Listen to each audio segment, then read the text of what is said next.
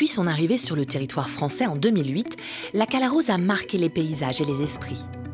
Si certaines parcelles ont souffert d'une évolution rapide, conduisant parfois à de véritables situations de crise, d'autres n'observent encore que peu d'impact.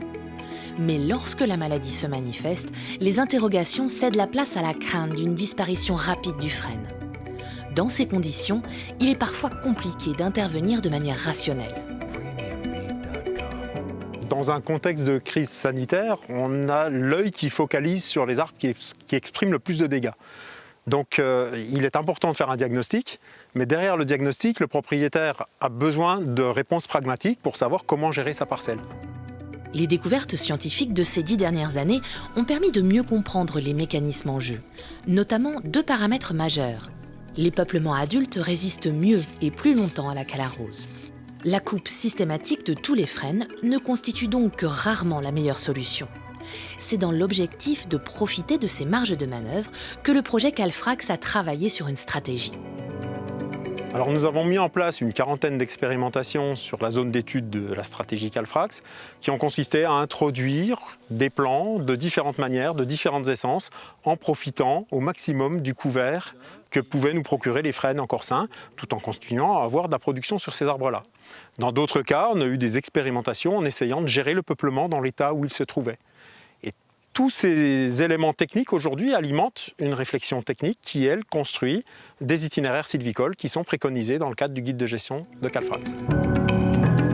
La stratégie Calfrax, c'est 4 profils d'arbres, 11 profils de peuplement, 6 profils de propriété et 10 itinéraires de gestion. Et elle commence toujours par un diagnostic. Le protocole de diagnostic développé dans le cadre de Calfrax se base sur une série d'observations. Grâce à des critères visuels faciles à qualifier sans outils de mesure ni compétences très exigeantes, la méthode propose un diagnostic robuste en moins de 30 minutes. Ce diagnostic n'est qu'une étape dans le raisonnement qui conduira à des décisions de gestion. Les coupes et travaux doivent s'inscrire dans des objectifs définis à plus long terme, projetant l'avenir à travers des itinéraires sylvicoles délimités et adaptés. Pour tenir compte de ces différences qui se manifestent sur le terrain, qui sont significatives, bien la stratégie de Calfrax, elle a pris soin de développer ses conseils sur la base d'une expertise du risque qui tient compte à la fois des facteurs épidémiologiques, qui s'intéressent à la manière dont se développe la maladie, des facteurs de vulnérabilité des peuplements, mais aussi de l'enjeu économique, qui fixe les priorités avec lesquelles on va agir. Les données consistantes recueillies à travers ces expérimentations ont permis de confirmer qu'avant la coupe rase, il existe beaucoup d'autres options. Bien souvent, il n'est pas utile d'engager des travaux trop ambitieux, ni de vouloir traiter la parcelle de manière uniforme.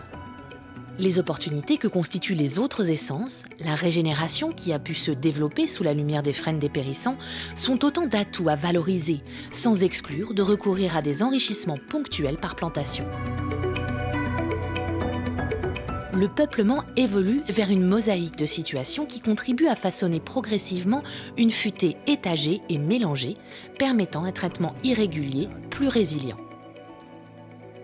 Alors, le traitement en futée irrégulière, il est caractérisé par un certain nombre de grands principes, c'est-à-dire qu'on essaye de gérer un peuplement qui est, on va dire, multistrate. Donc il y a à la fois des petits bois, des bois moyens, des gros bois, sur une même parcelle, avec aussi de la régénération naturelle si possible. Et en fait, l'idée principale, c'est de gérer évidemment la qualité et de ne jamais résilier le peuplement complètement, mais simplement de faire des éclaircies pour concentrer progressivement l'accroissement sur les plus jolis bois. Donc récolte de bois à terme, évidemment, c'est l'objectif, mais tout en maintenant et en améliorant le capital producteur.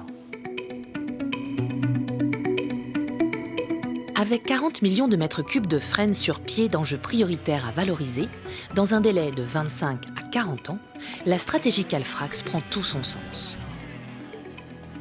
Un guide a été créé afin de la transmettre au plus grand nombre et de la façon la plus simple possible.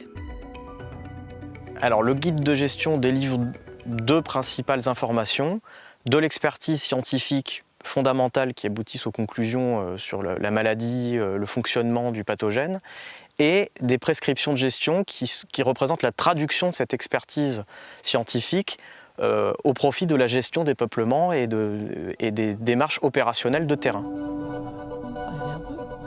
La réalisation d'une expertise à l'échelle d'une propriété délivre aussi des conseils en matière de stratégie d'aménagement et de conformité réglementaire, deux préoccupations quotidiennes des gestionnaires forestiers.